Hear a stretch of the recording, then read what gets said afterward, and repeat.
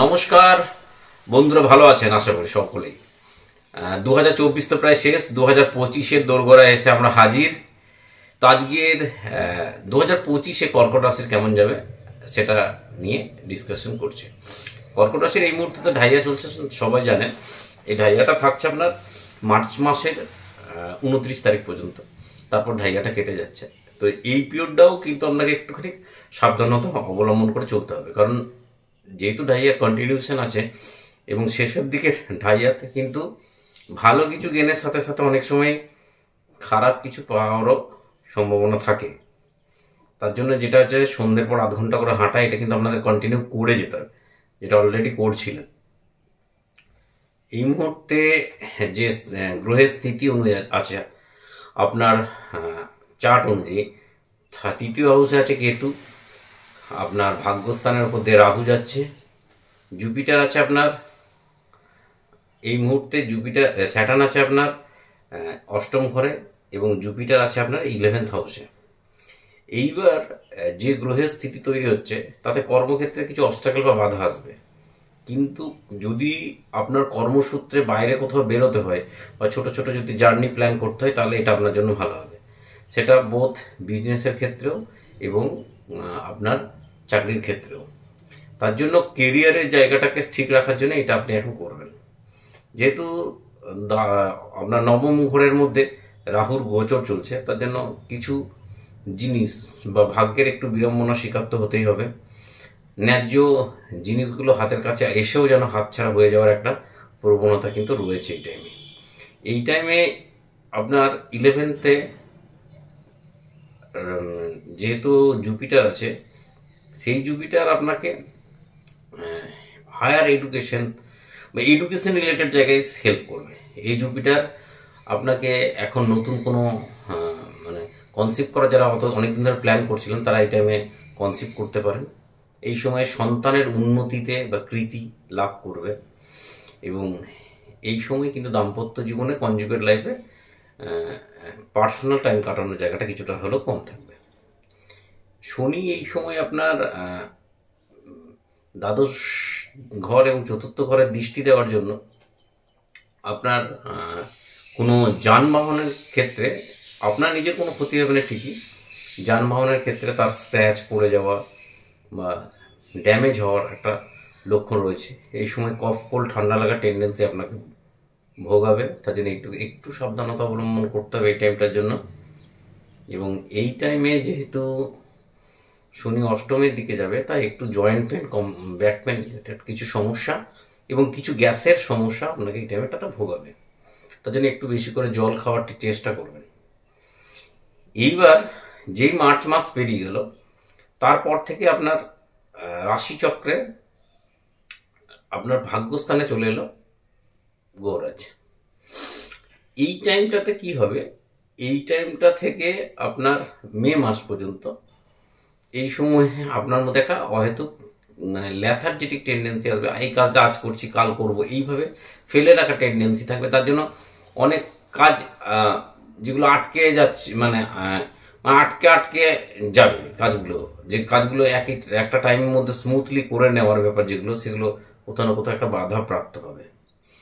যাদের ব্রেকআপ হয়ে গেছিল এই টাইমে, তাদের কিন্তু প্যাচ আপ হওয়ার একটা বড় সম্ভাবনা রয়েছে এবং অনেকের ক্ষেত্রে এই সময় বিয়ের যোগাযোগ আসবে এবং বিয়ে ঠিক হওয়া বা ফাইনালাইজ হওয়ার একটা ব্যাপার রয়েছে। এই টাইমটাতে কেরিয়ার রিলেটেড জায়গায় কিছু ভালো গুড নিউজ আসছে, সেটা ব্যবসাদার হোক বা চাকুরিজীবী হোক, সকলের জন্য। হেলথ ওয়াইজ এই সময় আপনাকে জয়েন্ট পেন, ব্যাক পেনের সমস্যা কিন্তু ভোগাবে, তার জন্য একটু কিন্তু এই ব্যাপারে সাবধান থাকতে হবে। মে মাসের পর থেকে মানে জুন মাস থেকে মোটামুটি ধরুন, সেই টাইমে আপনার যেহেতু সেকেন্ড হাউসের উপর দিয়ে কেতু থাকবে, সেহেতু গলা টনসিল রিলেটেড সমস্যা আসবে। এই সময় আপনার কাছে কিছু হিডেন শত্রু আবির্ভাব হবে এবং কাজের জায়গাতে খুব অফিস পলিটিক্সের শিকার হওয়া বা ব্যবসাদারদের ক্ষেত্রে কাজের ক্ষেত্রে একটা ডামাডোলের পরিবেশ তৈরি হবে। এই সময় রাহু দ্বাদশ ভাবকে অ্যাক্টিভেট করবে, তার জন্য এই সময় যারা বিদেশ যাওয়ার প্ল্যানিং করছিলেন বা অন্য কোনো জায়গায় যাওয়ার প্ল্যানিং মানে নিজের লোকেশন থেকে লোকেশন চেঞ্জ করা যারা ভাবছিলেন কেরিয়ার রিলেটেড জায়গায়, তাদের জন্য কিন্তু খুবই ভালো টাইম।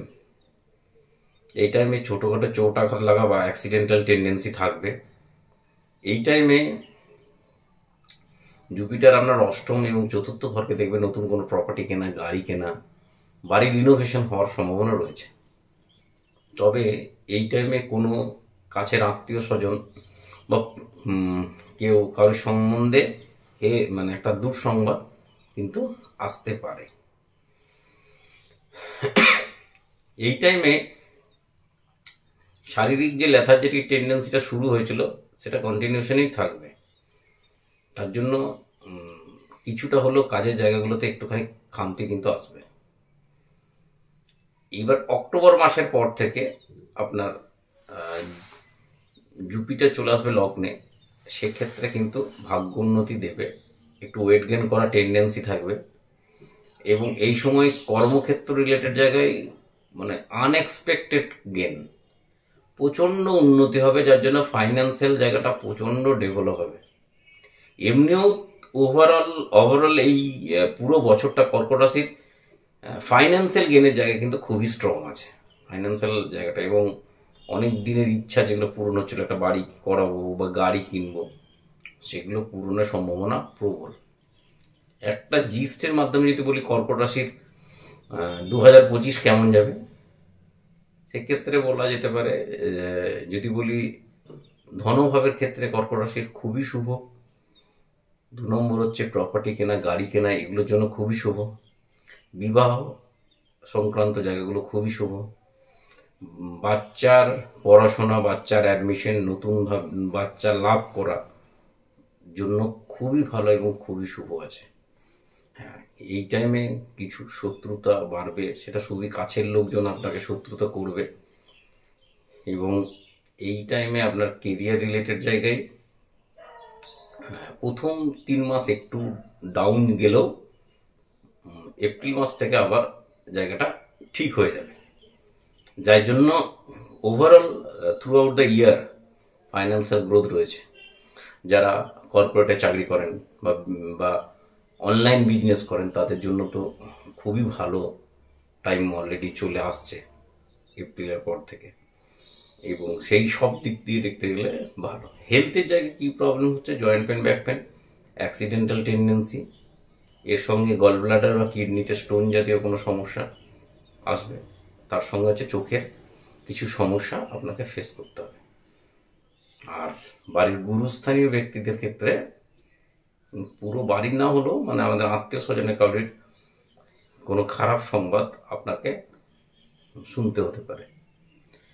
এবার কি করবেন রেমেডি, প্রথম হচ্ছে বছরের প্রথম থেকে মার্চ মাস পর্যন্ত ডানাতে রিস্টে একটা লাল ধাগা বাঁধবেন।